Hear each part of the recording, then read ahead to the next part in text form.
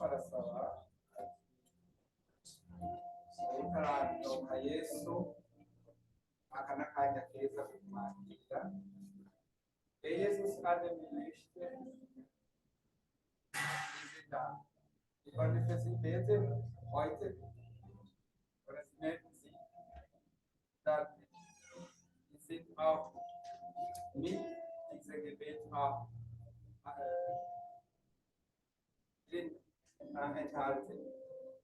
Ukarakira Yesu nawe abikore cyangwa se ubikore muri iyi si, amenye ko n'iri sengesho rifite ngaha nawe rimuraba kandi Yesu biramukiza. Umukozi w'Imana Diane turamukeneye hano. Turamukeneye hano.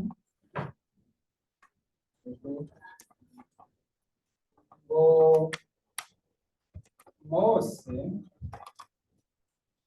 yaragize ikibazo ari mu rugendo agaca imanza zose, ariko sebukwe aramugira inama ati yamara arondera abagufasha. Hariho abantu rero kumbure bahora baza baramufasha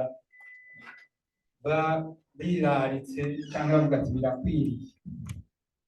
Noneho Mose abashira mu ibanga kuko arabamufasha.